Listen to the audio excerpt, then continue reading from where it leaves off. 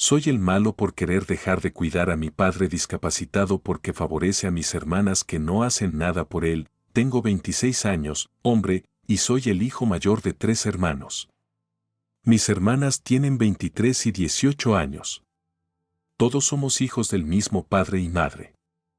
Mis padres se divorciaron cuando yo tenía 16 años y por distintas razones que no vienen al caso, mis hermanas se fueron a vivir con mi madre y yo me quedé con mi padre. Él ya estaba mal de salud en ese entonces, pero con los años su situación ha empeorado. Hoy en día está discapacitado, tiene múltiples enfermedades crónicas y sufre insuficiencia renal. Está en diálisis y a la espera de un trasplante de riñón que, según los médicos, probablemente nunca llegue a ocurrir porque su salud ya no resiste una cirugía mayor. Desde que tengo 16 años he sido el principal cuidador de mi padre. Cocino, limpio, administro sus medicamentos, lo llevo y lo traigo de consultas, le organizo las citas, tramito sus papeles y en general me encargo de todo lo que él ya no puede hacer. Nunca me quejé de esto, porque sentía que era lo correcto. Era su hijo, él necesitaba ayuda, y no tenía a nadie más. Hace 3 años me casé, y mi esposa también ha estado involucrada en su cuidado.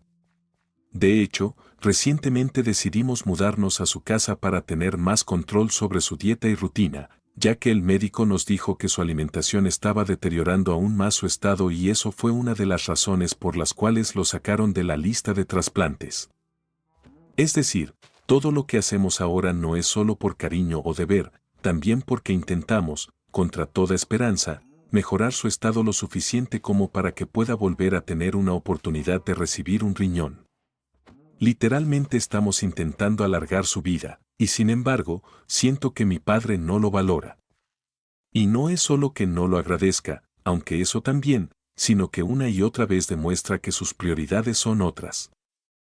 Hace un tiempo descubrí que había permitido que mi hermana mayor, la de 23, solicitara beneficios del gobierno como su cuidadora, algo completamente falso, ya que ella no ha cuidado a mi padre ni un solo día en su vida. Ella vive con mi madre, trabaja a medio tiempo y apenas lo visita. Él accedió a firmar los papeles para ayudarla, porque según él, está pasando por una mala racha. Discutimos fuertemente en ese momento porque no solo me pareció una traición a todo lo que hago por él, sino que además estábamos hablando de fraude. Él decía que no le veía el daño, que solo quería que su hija tuviera una oportunidad. Pensé que ese había sido un error aislado, pero hace unas semanas. Mientras revisaba su correspondencia, encontré una carta que indicaba que mi hermana menor, 18 años, había solicitado una beca para jóvenes cuidadores. Esa beca requiere acreditar que dedica al menos 16 horas semanales al cuidado de un adulto dependiente. Mi hermana no ve a mi padre más de una vez al mes. Cuando la confronté, ella me colgó el teléfono. Cuando lo confronté a él, repitió el mismo argumento de siempre, solo quiero ayudarlas como pueda. Y entonces me di cuenta de que no va a cambiar. Que, en su cabeza, cuidar de sus hijas es permitirles aprovecharse del sistema, incluso si eso implica mentir, incluso si eso significa desvalorizar todo lo que yo hago por el día tras día. Él no les exige nada, no les pide ayuda, no espera que estén ahí. Pero cuando aparece una oportunidad para que ellas consigan dinero fácil, él mueve cielo y tierra. Conmigo, en cambio, la dinámica es la opuesta. Me exige. Me necesita. Me tiene siempre disponible. Y me paga con indiferencia. Yo no he recibido nunca un solo beneficio ni compensación por estos años de cuidados. Lo he hecho por amor, sí, pero también con la expectativa de que al menos se reconozca el esfuerzo. En vez de eso, él premia a quienes no hacen nada. Y ahora, tanto mi esposa como yo estamos al límite. Emocional, física y económicamente agotados. No es solo la frustración de verlo actuar así, es la sensación de que nunca va a cambiar. Que estamos condenados a ser los únicos que cargan con todo mientras él sigue haciendo favores a quienes no se lo merecen. Estamos considerando, seriamente, irnos. Retirarnos de esta responsabilidad que asumimos por decisión propia pero que ya no sentimos justa. Que sus hijas, sus cuidadoras oficiales, se hagan cargo. Porque nosotros no podemos más, pero no sé si eso me convierte en un imbécil. No sé si abandonar a mi padre enfermo, aunque sea por una buena razón, me pone del lado equivocado. Así que, Reddit, soy un imbécil si dejo de cuidar a mi padre porque sigue favoreciendo a mis hermanas que nunca han hecho nada por él. Actualización 1, gracias a todos los que comentaron en el post original. No esperaba tanta respuesta, pero leer opiniones externas me ayudó a ordenar ideas que ya estaban rondando en mi cabeza. Algunas personas me llamaron ingrato, otras me dijeron que tenía toda la razón. Al final, me quedo con algo que leí varias veces: el amor no tiene que venir con autoabandono. Pasaron unas semanas desde que escribí. En ese tiempo, mi esposa y yo tomamos una decisión importante: dejamos de vivir con mi padre. No fue de un día para otro. Hicimos una transición. Organizamos sus medicamentos en pastilleros semanales, le dejamos números de emergencia, programamos entregas automáticas de comida especial para su dieta y le explicamos bien lo que íbamos a hacer. No lo abandonamos en la nada. Solo nos fuimos. Mi padre, como era de esperarse, no lo tomó bien. Al principio pensó que era una especie de chantaje emocional para que dejara de ayudar a tus hermanas, como él lo puso. Me pidió que no fuera cruel, que entendiera que ellas son sus hijas también. Le respondí con calma: y yo soy el hijo que te cuidó durante 10 años. Y aún así, aquí estamos. No hubo gritos, pero sí hubo silencios. Nunca me pidió que me quedara. Nunca me agradeció lo que hice. Solo me reprochó que me fuera. A los pocos días de que nos mudamos, empezaron los mensajes de mis hermanas. Primero fueron sutiles: ¿cómo está papá? Me dijo que lo dejaste solo. Después vino el ataque directo: eres un egoísta, él te necesita. Me limité a responder: él dijo que ustedes eran sus cuidadoras. Ahora lo pueden demostrar. En los primeros 10 días tras nuestra salida, ninguna de las dos apareció. Ni un solo día. El padre al que tanto decían querer cuidar quedó solo, literalmente. No sabían ni cómo calentarle la comida especial. No sabían los horarios de sus medicamentos. No sabían que el proveedor de diálisis había cambiado. Porque nunca se tomaron la molestia de aprender. Eventualmente, mi tía, hermana de mi padre, vino desde otra ciudad a ayudarlo. No porque las hijas lo pidieran, sino porque una vecina le avisó que lo vio desorientado en la entrada de la casa, buscando sus pastillas. Él nunca quiso decirle a nadie que está solo. Le avergonzaba que sus cuidadoras no aparecieran. Durante esa semana, mi padre me escribió una sola vez: te extraño. Le contesté: yo también te quise mucho. No sé si fue demasiado duro, pero fue sincero. Mi esposa y yo, por primera vez en años, dormimos tranquilos. No tuvimos que poner alarmas nocturnas para verificar niveles de oxígeno. No tuvimos que cancelar planes por urgencias médicas. No tuvimos que ver a un hombre destruir su salud mientras premiaba a quien no movía un dedo, y ahora, desde la distancia, veo todo más claro. No fue maldad lo suyo, fue dependencia emocional mal dirigida. Siempre se sintió culpable por el divorcio, por la distancia con sus hijas, y trató de compensarlo de la peor forma, premiándolas sin exigir nada y exigiéndome todo a mí, como si fuera su castigo por seguir cerca. No sé qué pasará a largo plazo.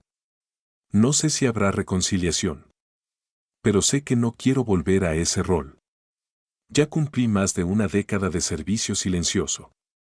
Y nadie, ni siquiera un padre enfermo, tiene derecho a tratar el cariño como un cajero automático para otros. Estoy procesando muchas emociones, pero algo me queda claro: no quiero volver a perderme a mí mismo por mantener viva una relación que solo me desgasta. Gracias de nuevo a quienes leyeron y opinaron. Volveré con una nueva actualización si algo cambia. Actualización 2. No pensé que volvería a escribir aquí tan pronto. Pero supongo que cuando uno sabe que el final se acerca, cada momento se siente definitivo. Mi padre falleció hace 2 meses. Fue por complicaciones derivadas de su insuficiencia renal. El deterioro fue rápido. En realidad, llevaba tiempo anunciándose, pero nadie quería escucharlo. Ni él. Ni mis hermanas. Ni parte de la familia, yo sí lo supe. Desde la última vez que lo vi, supe que no llegaría a Navidad. No hubo reconciliación de película. No hubo palabras mágicas. Solo una visita, la última. Mi esposa y yo fuimos a llevarle un sobre, la primera ecografía de nuestro hijo. El primero, el único nieto que iba a tener. Teníamos apenas 7 semanas de embarazo y decidimos mostrarle el escaneo como despedida. Aun con lo mínimo que se veía, él lo entendió. Lloró. Se quedó mirando ese papel como si fuera oro. Me dijo, gracias por venir. No me lo esperaba. Nos quedamos en silencio. Le pregunté si tenía miedo. Me respondió, sí, pero me voy tranquilo. Le prometí que su nieto sabría quién fue. Esa fue la última conversación que tuvimos. 3 días después, falleció mientras dormía. Mantuvo su promesa de no decirle a nadie. Se llevó la noticia a la tumba. Creo que esa imagen de su nieto por venir le dio una última chispa de paz. Mis hermanas, como era de esperarse, llegaron al hospital solo cuando les dije que él había firmado el consentimiento para desconectar el soporte vital. Lo habían visitado una vez en todo el mes anterior. Esa urgencia que no tuvieron mientras vivía, la fingieron en sus últimas horas. Llegaron llorando, diciendo que nadie les avisó. Lo cierto es que no les interesaba saber hasta que fue irreversible. En su último cumpleaños, ni una llamada le hicieron. Nada. Ni un mensaje. Yo le regalé una tarde en un canal, cumpliendo un viejo sueño suyo de pasear en bote. Lo manejó durante 20 minutos antes de estrellarlo contra una boya. Se rió tanto como no lo había hecho en años. Ese fue nuestro último recuerdo feliz juntos. Las hijas ausentes ni sabían que había sido su cumpleaños. En el funeral todo fue cordial. Ellas lloraron más por remordimiento que por pérdida. No hay odio entre nosotros, pero tampoco hay vínculo. Desde ese día, no hemos vuelto a hablar. No siento culpa por eso, sus cenizas fueron divididas. Mis hermanas hicieron joyas con sus partes, como si colgar algo en el cuello las perdonara de años de abandono. Yo llevé las mías al final del canal donde él quiso llegar ese día, pero no pudo. Las solté en silencio. Llovía. Me quedé ahí solo hasta que dejó de llover. Fue perfecto. Ahora que soy padre, entiendo muchas cosas. Entiendo lo difícil que es dar sin condiciones. Entiendo lo que cuesta amar a los hijos cuando no te lo devuelven. Pero también entiendo lo que no se debe hacer, forzar lealtades, sacrificar a un hijo por culpa, elegir ciegamente a quienes solo estiran la mano pero no dan nada a cambio. Extraño a mi padre. Claro que sí. Pero no extraño todo lo que conllevaba estar a su lado. Me quedo con los pocos recuerdos buenos, con nuestras charlas nocturnas, con las películas que mirábamos juntos, con los partidos de fútbol que nunca terminábamos porque se dormía. Él no fue un mal hombre. Solo fue un padre roto, que eligió mal a quien aferrarse. Respondí por la vía legal, mi padre dejó un testamento claro. Repartió sus bienes de forma específica. A mí me dejó el contenido de su casa, su diario, y una pequeña cuenta de ahorros que usó exclusivamente para gastos médicos. A ellas, una cantidad equivalente en valor, en efectivo. Nada más. Nada menos. Todo equilibrado, pero, aparentemente, no les basta, empezaron a escribirle a mi esposa. A decirle que querían ver al bebé, que su padre habría querido que fuéramos una familia unida, que estábamos separando al niño de sus tías por rencores pasados. Lo intentaron todo. Llamadas fingiendo llanto. Fotos del pasado con mi padre. Incluso una sobreactuada carta escrita como si fuera de él. Que no puedo describir sin que me hierva la sangre. Una burla, y lo peor, empezaron a aparecer en lugares cercanos a nuestra casa. En la cafetería donde suelo ir los domingos. Frente al parque donde llevo al niño a dormir la siesta en su cochecito. Como sombras que no hacen nada, solo miran desde lejos. Como si esperaran que me acerque, no lo haré. ¿Quieren parte del legado? Ya lo tienen. Lo que no pueden conseguir es lo que mi hijo representa, un lazo auténtico, puro, no condicionado por intereses. A mi padre le habría dolido ver esto. Tal vez lo intuía. Tal vez por eso nunca me pidió que las perdonara. No sé si esto será el final definitivo. Pero sí sé que mi hijo no crecerá en una familia donde el cariño se mide en documentos y testamentos. Él conocerá la historia completa. Con los silencios, con los errores y también con el amor que su abuelo le tuvo en esos breves minutos de lucidez antes del final, y si algún día pregunta por sus tías, le diré la verdad, que su padre hizo todo por cuidar a un hombre al que amaba y que algunas personas no supieron valorar lo que tenían hasta que ya no estaba. Pero cuando vio la ecografía de mi hijo, lloró como si el alma se le saliera por los ojos. Y en ese momento, supe que todo el esfuerzo no fue en vano, gracias a quienes leyeron desde el principio.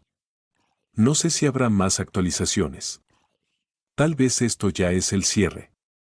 Pero necesitaba escribirlo, porque duele menos cuando uno lo saca del pecho. Actualización 3. Pensé que el cierre había sido el funeral.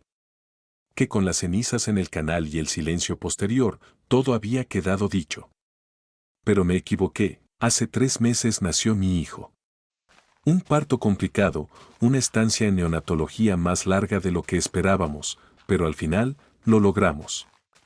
Él está bien. Perfecto. Saludable. Se parece tanto a mi padre que por momentos me cuesta mirarlo sin emocionarme. Lo anunciamos con una simple foto. Nada ostentoso. Una imagen del bebé envuelto en una manta azul, con un pie asomado. No etiqueté a nadie. No le escribí a mis hermanas. No creí que fuera necesario. Pero, claro, se enteraron, y con la noticia, volvió el drama. Primero fueron mensajes emocionados. Qué hermoso. Que querían conocerlo. Que querían recuperar el tiempo perdido. Que la sangre tira. Decidí mantener la distancia. Agradecí con cortesía. No ofrecí encuentro alguno. A las 2 semanas me llegó una carta del abogado de una de ellas. Así, sin más. En ella, solicitaba revisar los términos de la herencia de nuestro padre.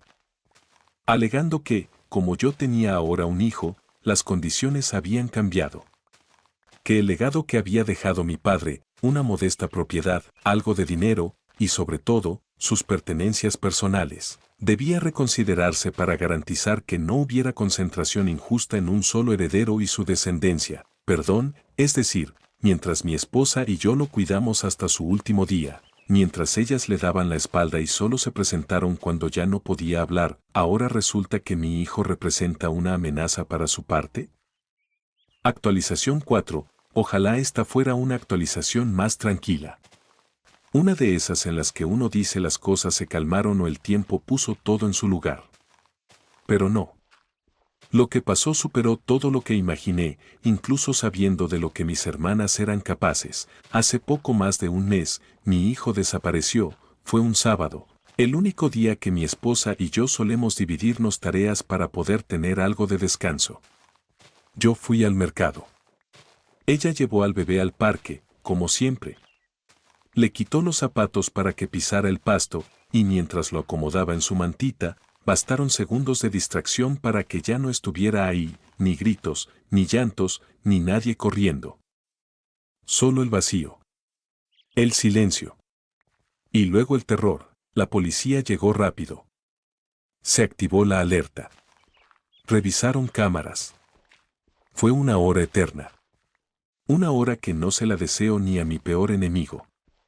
No sabíamos si estaba bien, si respiraba, si volveríamos a verlo. Nunca en mi vida sentí algo tan desgarrador, y entonces, en las imágenes, apareció ella, mi hermana menor. Sola.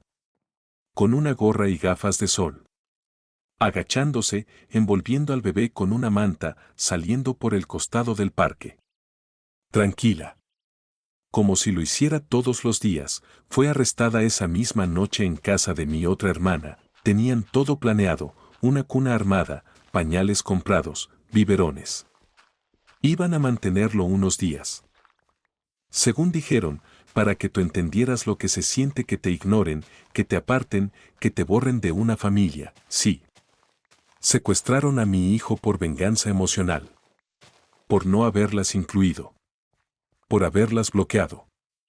Por no haber querido exponer a mi bebé a su inestabilidad, mi hijo estuvo fuera de casa 7 horas. Gracias al cielo, estaba ileso. Pero no fue gratis. Desde ese día no duerme bien. Se sobresalta con ruidos. Se aferra a nosotros con una fuerza que antes no tenía. ¿Y ellas? Están en prisión preventiva. La menor por secuestro agravado. La mayor como cómplice por encubrimiento y participación activa.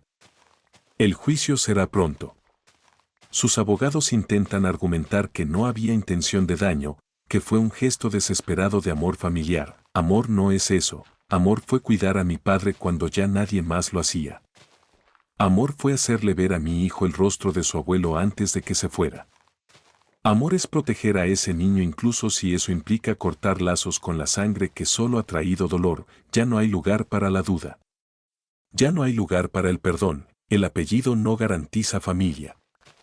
El lazo sanguíneo no justifica la locura. Y el arrepentimiento no borra el crimen. Mi hijo está bien. Está aquí. Y está a salvo. Ellas, finalmente, están donde deben estar.